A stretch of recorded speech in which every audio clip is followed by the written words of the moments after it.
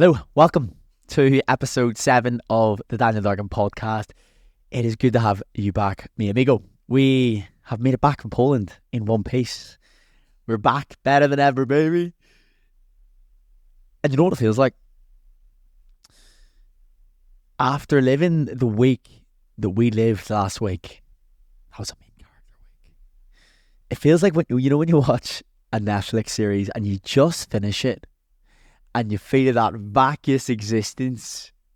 You've lived your life through another character for a week and you're back to reality. But I'm glad to be home. And what a mad week it was. And we're going to go through the week itself, the Wim Hot Expedition, what I learned from it, some of the experiences that I took away. Would I do it again? Did it live up to expectation? And then some other things that are on my mind at the moment. But I appreciate every single one of you that's been listening. It still blows my mind that someone could actually be bothered to sit down and listen to me chat shit for an hour. So I do thank you. You're legends. As my once said, let's get into it. So day 1 to day 3, I already done a podcast on that. I already took you through that. It was a pretty slow start. We rocked up in Prague. Anyone that hasn't listened, we rocked up in Prague. We got to the hotel. It was about a 4-hour bus journey to the hotel. And this hotel, it's honestly the biggest hotel I've ever been to. 2,000 rooms. And see if you're in reception or you're at dinner and you want to get to your room, it is a 10-minute jaunt. It is a trip. I've never seen as many rooms in my life. People from all over the world. Mexico, Peru, Germany, Australia, Italy, everywhere, you name it. But that was honestly one of the best parts of it. When you live in Ireland, when you live in Northern Ireland, especially where we live, there's not that much diversity. I go to London every couple of weeks and you see people from all over. You hear different accents and I find it so interesting. I love listening to other people's accents, but when you're back home, you don't hear that. You hear a posh accent from North Down and you'll hear a culture accent by... But that's about it. That's about the height of it. I butchered that impression, definitely. But coming to day 3, things started to pick up a little bit. They were still quite strict about us using our phones. So people would message me still being like, Daniel, what's going on? What's happening in the expedition? But we had to get palsy with our instructors. Maybe they're listening to this. Who knows? If you are, Mikhail, Dominic, big love. But with anything, you have to make mates. If you want to get things, rules are meant to be broken. And I think they were just a bit funny because there had been lawsuits filed against Wim, against his method, because people had died doing it. People have died doing the breathwork, but they've been doing it in the water, then passing out, and then obviously drowning. So they were a wee bit funny in the onset. But we got round them. We definitely warmed them up. We got round and then we brought the tripod out and we started filming. So I think on day 3 I think it was day 3, we went to the waterfall. So they take you with 30 minutes in the bus. Everybody got on the bus. The Wolf and I, Tony and I, we got given these big drums. We were responsible for the drums. With great power comes great responsibility. You know how it goes. We got on the bus, banging the drums. We were so enthusiastic to start with, and after about 20 minutes, my hand was aching.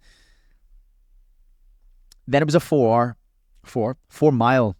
hike up to this waterfall, and it was in the middle of nowhere, literally in the sticks. Have you ever seen Lovely Bones? It's either Lovely Bones or Lonely Bones, where this pedo takes this wee girl, God, it's shocking, takes this wee girl underground. Honestly, I watched that when I was a kid. PTSD, still to this day. Anyone I see out in public and looks like this guy, yeah, I just know you're a pedo. Alright. So, 4-mile hike up to the waterfall, and that's where we seen Wim. So Wim was up on the waterfall against the rocks, playing these drums that we brought up to him, and he was going mad. He was going mental on these drums, and we didn't really I didn't really speak to him very much. All he did was shout, "Oh, oh." I was like, does this guy even speak English? Anyway, he came down, and everyone got a chance to get a photo with him. I still haven't got that photo yet, so hopefully it's inbound. But again, the professional photographers were there, so we weren't allowed to take our phones out to video him or take a photo of him. But you boy had to stick a few videos in there. I ain't going all the way to Poland and not getting a video of Wim. But yeah, he was crazy. And then again, usually we would have jumped in the waterfall, but this year they actually stopped that. So it's an 8-meter jump off this waterfall into rocky water. Apparently, I know people that have done it before.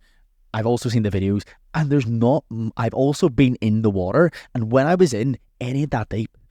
And why they stopped it, people were jumping 8 meters into this water, and they were breaking their ankles, they were breaking their legs, people were slipping discs. Last year when Karen went, I don't know if I said this in the previous podcast, some guy jumped off, slipped a disc, and they literally just brought him out and they put him under the snow, and Wim was like, breathe, motherfucker. And then they just took him off, and that was that. So yeah, is it dangerous? Absolutely. But I mean, come on, we're not going to Poland and not doing the jump. I was raging, I'm not lying. Obviously I have a bit of an adrenaline junkie. I wanted to run it, but they said no. So we just got in. I think we done 10 minutes in the water. And see, to be honest, it's probably as cold as it's been in Gleno in Northern Ireland on a really, really cold day. So we got in, and you know what? There was another girl who was beside us. Her name's Anna. She was lovely. She was from Mexico, but she lived in LA. She had never done an ice bath before. So it was myself, Tony, and then Anna. We were all in a line, and everyone went in together. So I said, Anna, okay, like put your arms around Tony and I. We're going to go in slowly. And then I got to the point where we were walking in further into the water. I couldn't stand anymore. I'm not that tall. Tony's not that tall. But this guy was like, right, you put your arms around us. And then I just went underwater. I was like, I guess I'm taking one for the team then. I feel like it's the Titanic. Save the women and the children. The men, we're going down with the ship here. But yeah, I think when you're responsible for other people, you definitely step up to the podium. You definitely rise to the challenge. And I think that goes for anything that we do in life. If you have responsibility for other people, you're going to be held accountable. You're going to be held to a higher standard. It's what I would say to a lot of coaches that I would mentor. It's if there was other coaches, if your clients were watching you 24 hours a day, if Instagram, your followers were watching you 24 hours a day, would you act the way you're acting right now? And if the answer is no, what do we need to change about that? Because what we do in private is what really counts. What we do behind the scenes when nobody's watching, when the camera's not running, that's what matters. Those are the reps that count us too. And if you can layer that up with responsibility for someone else, even better. I said to my client the other day, if you don't want to do it for you, at least do it for somebody else. At least do it for your friends. At least do it for your family. At least do it for your coach. Because we're okay to let ourselves down, but we're not okay to let other people down. So who can you have in your life that can hold you accountable? Even if it's not true. Believe in it will definitely push you forward. I tell myself that there's somebody on the other side of the phone waiting to see my video of me at the beach on a Monday morning, of me going to the bin. That might not be true. But if that holds me to doing that act, if that holds me to going to the beach, if that holds me to going into that cold bin in the morning at 4:30 in the morning, so that I have more energy, I'm the best version of me, and that I can show up and support my friends, family, clients the best that I can, then that's a win. I'm going to tell myself that. And as I said in previous podcasts, even if it's not true, but it helps you, believe it. So Anna definitely helped there, as much as she didn't realise. Big love, Anna. So we got out, we done the horse dance for 30 minutes afterwards. And again, if you're listening, you've probably seen all my story. It's ooh, ah, ooh, ah. What we're doing there is literally just to warm ourselves up. If you jump into a hot shower, if you jump into the sauna straight afterwards, you're at risk of that aftershock. And again, the instructors explain it's when that cold blood mixes with the warm blood, and your body the warm blood is sent from your vital organs to your extremities. And what's most important here is, of course, your vital organs. So it's essentially just to warm you up slowly, and not so you don't have that after drop where you start violently shaking. So yeah, everybody was 100%. That was a lethal day. Then afterwards, I think the day after was the ice bath to failure. That was the only thing where I would say, you know what, that was actually challenging. On a whole, would I say the trip was a challenge for me? I would say no. We prepared so much for that. And again, it comes back to that saying, the more you bleed in training, the less you bleed in battle. We didn't find it a challenge. There were people there that hadn't done ice baths. Of course, it's going to be challenging for them, but we were prepared so heavily that I was honestly ready. I was going in with the mindset, I'm ready to lay my life down. I'm going to war, William Wallace Braveheart style. And you know what? Fun fact, I've actually never seen Braveheart, even though I know the speech. And yes, of course, I had to give the speech in front of the group. They may take our lives, but they'll never take our freedom. And on that note, Ice Bath de Villiers. We walked out. It feels like you were being walked out to the slaughterhouse. So you had one of our instructors, Mikhail, on the drum, slowly banging this drum. Boom, boom, boom, boom. And you're walking out of the hotel, towel in hand, out to these ice baths. And you know, they had 3 tons of ice for the trip. 3 tons of ice for these ice baths. You're walking out, single file. You make a line around the ice bath. You start doing the horse stance in silence. Oh. Take one big deep breath, then you go in. And what our group did, we went in, done 2 minutes in ice bath, got out. We went back in for 3 minutes, got out. And then we done like full body dunks, so like head under, everything under. So we done that like 5 times, got out, done the horse stance for 10 minutes. And honestly, the hardest part is actually for people is getting out and doing the horse stance, standing in the cold. Because I mean, you got to remember, it's still February in Poland. Then we got back in till failure. Okay, so it's basically last man standing. And you best believe I would rather die than get out. You know what? I'm not going to call myself the bin man. Sorry, people are going to call me the bin. I did not give myself the nickname of the bin man. That is tragic. If that was the case, I would expect you to just stop listening and unfollow. But there was no way I was getting out. So there was myself, and then I think there was 4 others in the end. And you just build that bond with people through hardship. You build that bond when you're going through it, you know. And again, like, was it easy? No, absolutely not. When we were in that ice bath of failure, and you're looking around you at your comrades, you're looking around you at the people going to war together. And that's a struggle. Like, that is a struggle, trying to, again, we're not allowed to talk, trying to stay calm under the pressure, and your body's screaming out to get out, but you're trying to stay focused. And there's beauty in the struggle of that. Like, that struggle, it can be ugly, and it goes for anything in life. There is beauty in the struggle, and the struggle can be ugly. But it's only when you look back upon reflection, upon summiting that mountain, that you realise just how great that achievement was. And you never see it in the moment. You never see it. Because all you focus on is how difficult it is, how badly you want to quit. But that's when you need to do it most. That's when you need to continue with the ice bath mode. That's when you need to continue with the diet the most. That's when you need to continue with the essay the most, is when you don't want to do it. Because if we just done things when we felt like doing it, where would we be? Where would we be? And that's something I want you to ask yourself is, do I give in when things are difficult? Do I give in when things are hard? And again, I always say, instead of framing it like hardship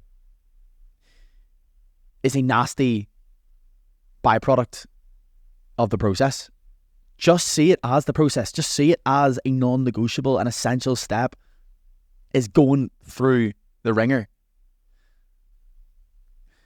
Because nothing easy is worth having. What gives it value is that it's difficult. And when I say it, I mean anything. I mean getting the 6-pack. I mean passing the exam, getting the promotion, asking out that girl and she says yes. Doing like all of those things. There's so much beauty in that struggle.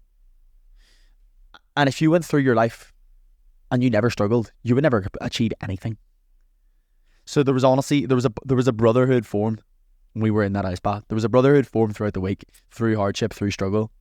Even if it wasn't as challenging as we thought it was going to be. You're up against the elements.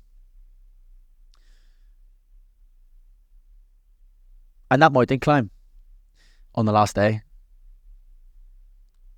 that was honestly a special moment for me. That was a special moment. Because as I said, I started those ice baths 4 years ago. I started dipping 4 years ago, and I've really been on such a it's been a whirlwind of a personal development journey.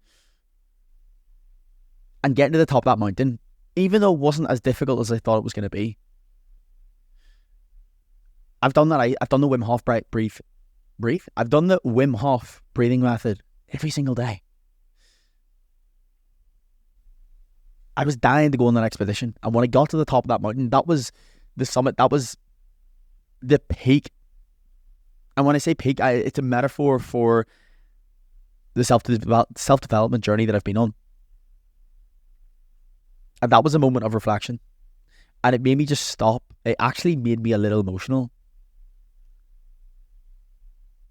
at how far we've come. And it's not an I, it's a we.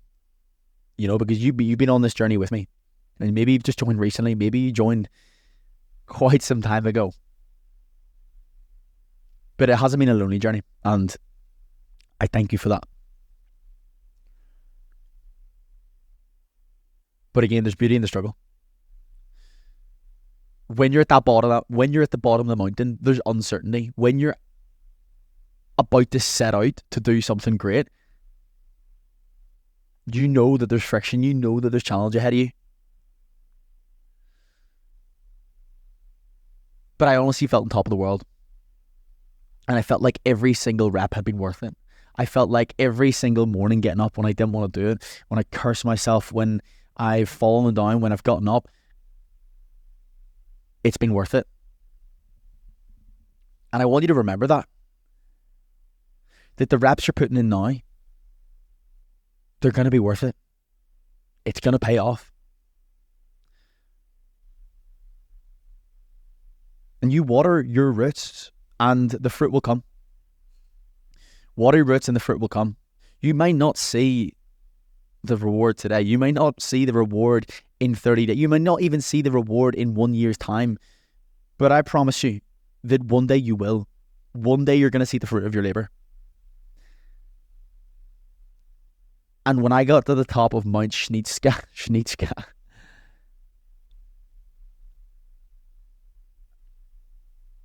I got to look back and reflect on how far we'd actually come. And it made every single moment, every single part of that struggle worth it. And it was a metaphor for climbing out of the darkness and into the light. And I know that sounds wishy-washy when I say it, but that's how it feels. You know, leaving your old life behind. And it's so easy to say when you're out the other side of that journey. And like, I am wary of that. I understand that it can be easy to say this stuff when you're on the other side of that, because when you're in it, you don't understand, you don't know where the end is, if there is an end. But again, I'm here as living proof to tell you that there is an end.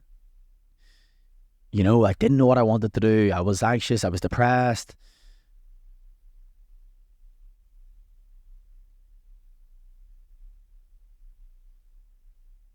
But we got out the other side. And I want you to see I want you to think about a cobbled street. When you drive down a cobbled street, it's bumpy, it's uncomfortable, right? But if you just keep going, you just keep driving down the cobbled street, you will get to the end. And there will be a smooth road ahead. So I need you to keep putting one foot in front of the other. Your life might be stressful right now. Your back might be against the ropes. You might be facing adversity. But keep putting one foot in front of the other. What's the next best decision that I can take that's going to move me forward? And take that. Yeah. Because you're on that cobbled street and there is an end to that street. It's like driving down a foggy road.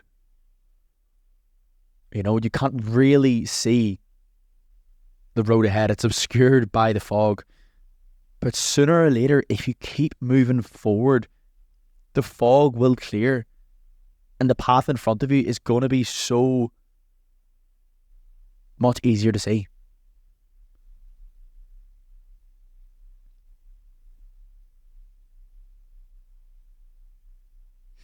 So that's been huge for me. That's been huge. Taking that expedition off. And honestly, I think one of the best parts about that was the brotherhood that we formed. And again, yes, of course, with people from all around the world, but also with the boys that we went with. Obviously, I went with Tony, Helmy. So Tony, obviously my business mentor. Again, we became really good friends, and that's how we met. I reached out to him about business mentoring, and then we just became good friends through that. Helmy, he's actually my coach. Tony referred him to me, or referred me to him rather. And then there's Emmett, McD, and Berkey. Again, other boys, other legends I know from the mentorship. When we were out there, we really formed an incredible bond. And I think that's a great lesson. That if you choose your friends wisely, like you are choosing, you're hand-picking who you're going to be. Yes, of course, who your friends, it's important, but you can choose single-handedly who you're going to be, how you're going to look, how you're going to feel. And I say that because, again, I'm surrounding myself with guys that are get up and goers. They're guys that look after their health. They're guys that train hard, look after their food, sleep is nailed. So, I mean, I surround myself with 5 guys that have that nailed. I'm going to be the 6th. And that's how we become close. That's how we became close. We have similar interests.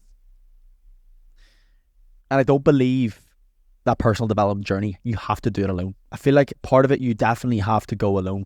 Because when I went dark, shall I say, when I started that personal development journey, I felt like I was walking along the road for a long time by myself. And, there is that lonely period that Chris Williamson talks about where you're no longer part of that old group, but you're not competent in that realm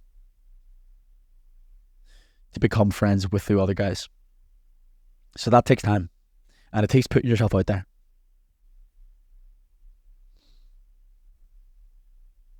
But I think that's one of the most important things, especially as a guy, to have that brotherhood of like-minded individuals that are wanting to push themselves, wanting to challenge themselves, and wanting to do things outside of the norm. And I wouldn't even say that's outside of the norm, like going for a dip in a rock pool on a Saturday morning. There's nothing that makes me feel more alive than that. So I want you to ask yourself, I want you to scan around your group of mates currently and ask yourself, are they really going to better me? Are they really going to add to who I am? Think of who you want to become. Are they the kind of friends that would knock about with that individual? If the answer is yes, great. If the answer is no, then maybe something that you need to look at. And that doesn't mean, I'm not saying that you need to get rid of friends, that you need to cut people off. I'm not saying that you have to do that. Some people, absolutely you do. If they are net negative in your life, you have to cut them off. And if I'm being real, just because they've been friends with you for a long time isn't a good enough excuse. If they don't serve you and you're not serving them, then what's the point in the relationship? What's the point in the friendship?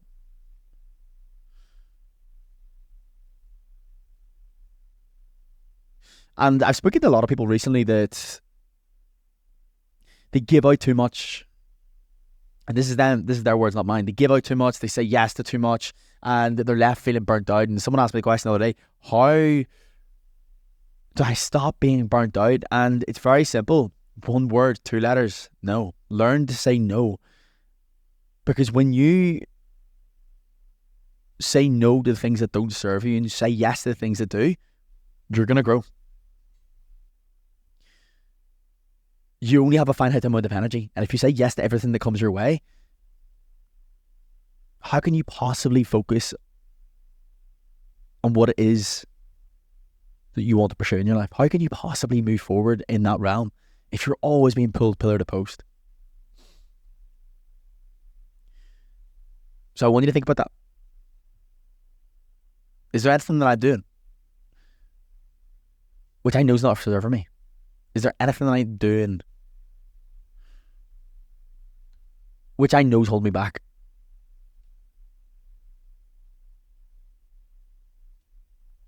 And sometimes the right decisions, they don't have to feel good all the time.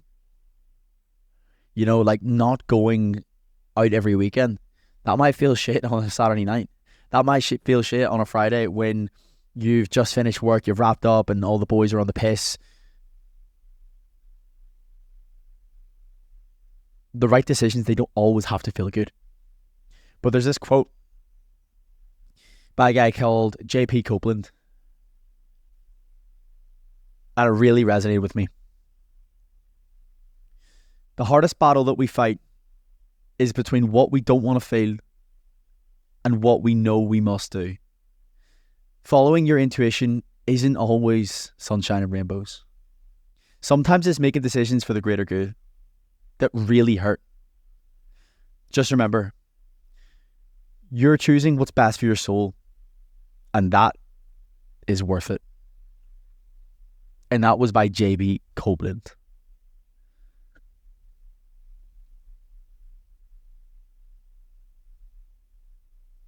Sometimes it doesn't feel good.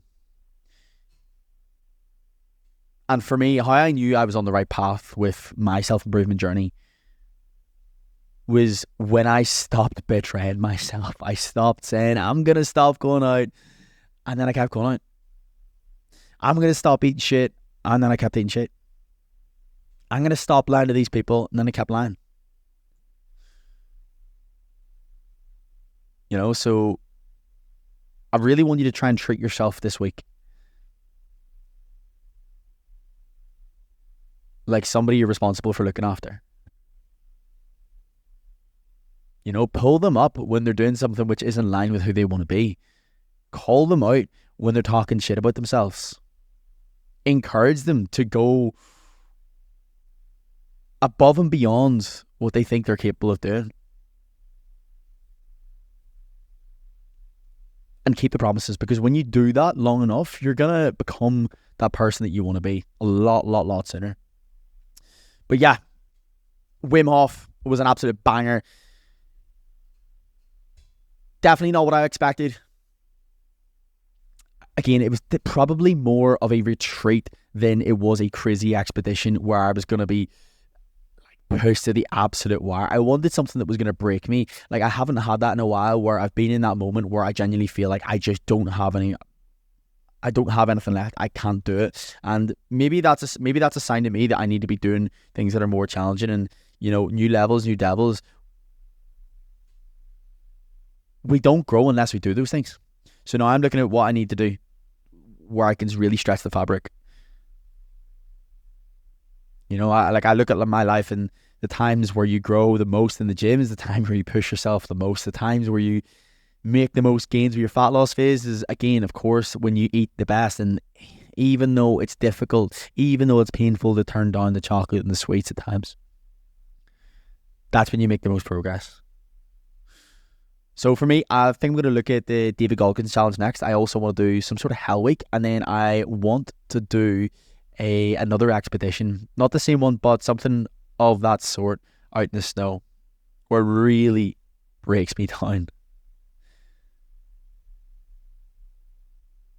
And a lot of people were coming there for answers. A lot of people had a lot of trauma. And thankfully, that's a part of my life that I've moved past. But when you go through something difficult, you do look for answers from higher powers. You do look for answers from other people, and you will find yourself doing things which you wouldn't normally do. And that's why people, when things get really bad, they find themselves on that self-improvement journey, because they're looking for answers. They're looking for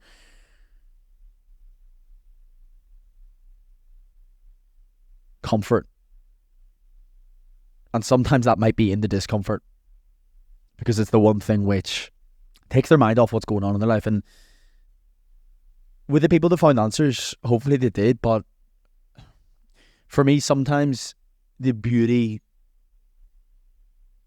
in life is that we actually don't know all the answers, and that we're not gonna know. And I think that's okay.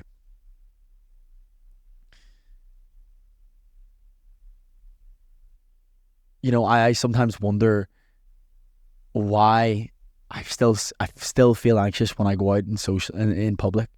I do everything that I possibly can, but I don't need to have all the answers. Sometimes a thought may come into my head, and instead of trying to figure out why am I thinking like that, why is that thought there, just let it go.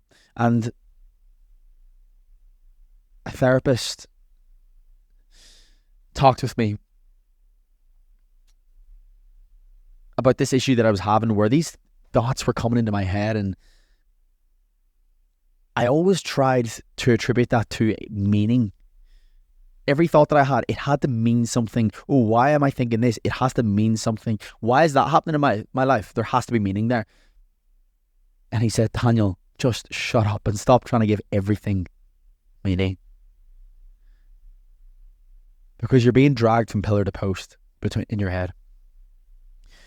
And he said something which I found really easy to conceptualize. He said, look at your fleeting thoughts as a car driving by you whilst you're standing on the pavement. And you're standing on the pavement, and there's cars going left, there's cars going right. And sooner or later, they're going to be out of sight. And that's the way I want you to treat your thoughts. The ones that maybe don't serve you.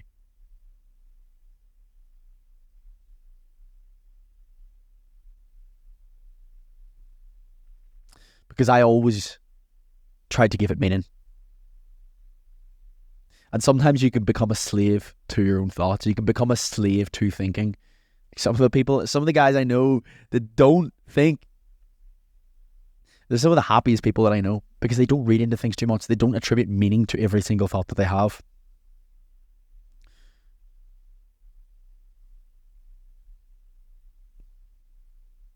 And someone asked me the question the other day, Daniel, when are you getting a new car?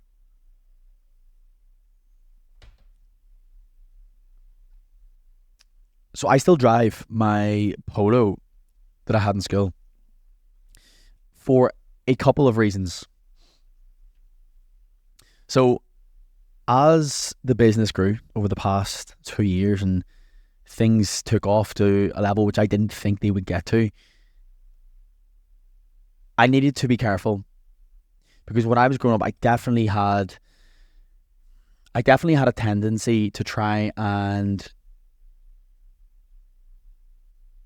outsource my validation to the world through what I was wearing, through the places that we were going, and that's probably because I was an insecure little kid. I was an insecure boy, and I maybe felt like I had something to prove. I felt like I wasn't good enough. I don't know. But again, we're attributing meaning, so we just let that go.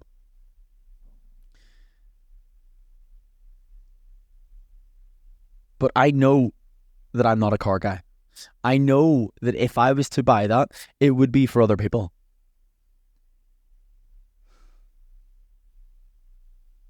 And then I'm letting other people rule my life. Because I had to have that conversation with myself as the business grew to be more successful. Oh, well, no, you must have to have a better car then. You must have to have a really fancy car. No, it doesn't have to be like that. Because then you can become a slave to the things you own. And I see that all the time. Alan Carr, he says, there's nothing you can buy in a shopping centre you give a fuck about in 5 years' time. And it's so true. If I had to buy a car tomorrow, I wouldn't give a fuck about that in 5 years' time. We regress to the means when we buy these things. We think about it so long. Oh my God, what would it be like to have a car? And so I wanted to buy like a Tesla dual motor Jeep, right? And then I had a conversation with the guy, and he said, Daniel, see, if nobody else were on this earth, would you still buy the car? And I said, no, of course not. And then it dawned on me, this isn't for me. I wasn't trying to buy the car for me. It was to show off to other people. And what kind of life is that? You're now not only a slave to the things you own, but you're also a slave to the other people's opinions. And I don't want to live my life like that.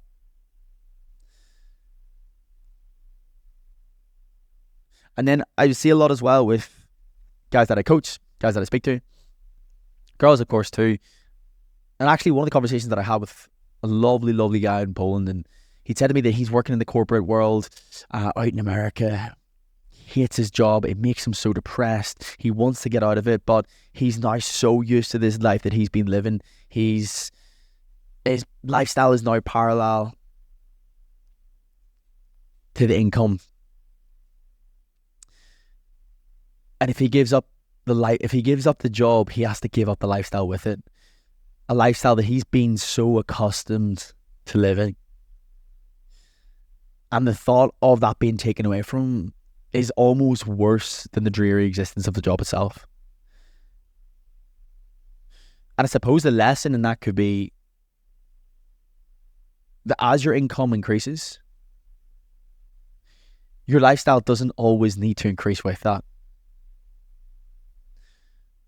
Because then you become a slave to those things. I speak to a lot of people that, and when I say this, like, I've definitely been in this position. I've been in this position where I've spent money on things where, you know, I have been a slave to. And what I mean by that is I speak with a lot of people, especially younger guys, girls in their early 20s. And I'm not saying that I've got it figured out. Like, I have not got it figured out. And I never will. I'm still walking aimlessly through life as well, with every single one of us around us. But these, again, my podcast, my opinion, baby. I would say a lot of young guys and girls getting a house because they feel like it's the next step. Who said it's the next step? Who said that when you go to school, you can go to uni, you get the job, and then you have to get a house?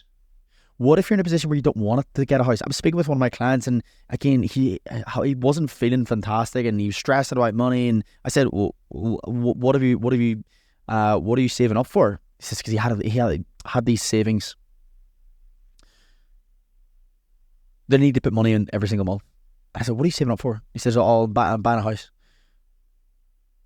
And he lives with one of his family members at the moment. And I said to him, "Well, do you want to move out?"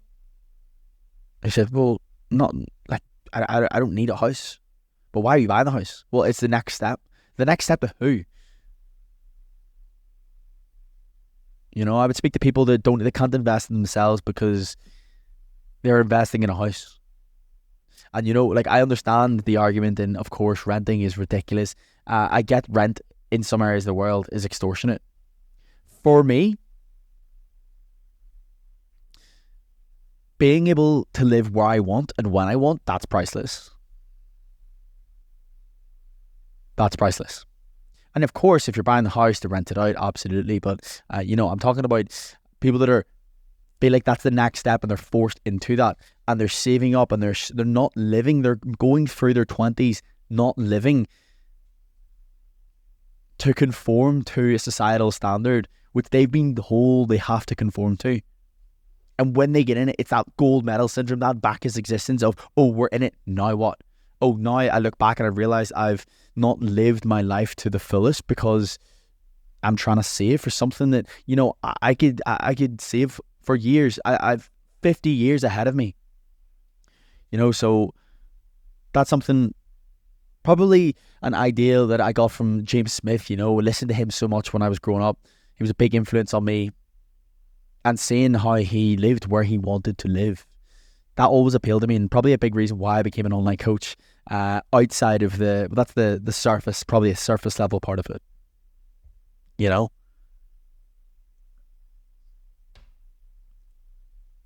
So don't feel pressured. It's your life, not your parents' life.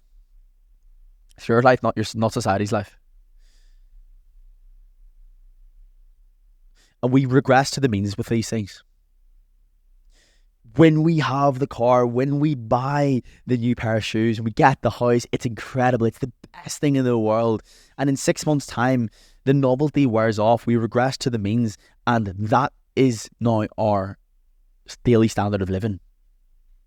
We need something else now. So that's all I ask myself is, okay, in 6 months' time, will that novelty still be there? Will that be worth it for me? And to be honest, the answer is no. So that was my decision made up in that case. And that's why I haven't changed my car yet. It still gets me from A to B. And I intend on doing a lot of traveling this year. I want to go to, so plan is we're currently in Northern Ireland, obviously just back from Poland. Going to London next week, and then I'm heading to USA at the end of the month with a wolf. Haven't actually announced that on Instagram yet, so yeah, if you get a sneak peek. Then we are heading to Bali for 2 weeks, going with my girlfriend. And then I'll be in Spain most of the summer. So I've got quite a few events in Spain over the summer, fitness events, speaking opportunities. And then, yeah, I'll be in Marbella most of the summer. Marbella, Murcia. Getting the sun. As much as I love carrying the boats in the winter, you know, we gotta have a nice balance here, you know? We have to have a nice balance. But yeah, to wrap it up, Wim Hof, honestly, was one of the best weeks that I've ever had in my life. And we went there with, as I said, to carry the boats with the intention to meet Wim, and of course we met Wim, but that wasn't the beauty of it. The beauty was the brotherhood that we built through that, through hardship, through the struggle. The people that we met there from all different walks of life, people in their 60s, 70s, from Australia, from like, you name it. And being able to build a bond with a 70-year-old woman, a 70-year-old stranger, is incredible. Being able to share things with them which, you know, you have never shared before.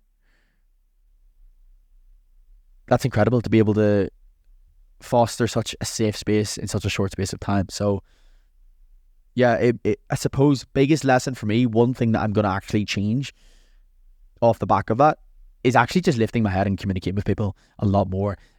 Saying hello, introducing myself to people. Because as I said in the previous pod, how many opportunities, how many friendships, how many companionships are we missing out on because our head's stuck in our phone? And I know that's so ironic because I live a lot of my life through that. But how much better would our life be? You know, look at the opportunities that could come your way. So that's my biggest takeaway. And that energy that was fostered there, if I can bring 1% of that back home, then hopefully my circle can be a better place.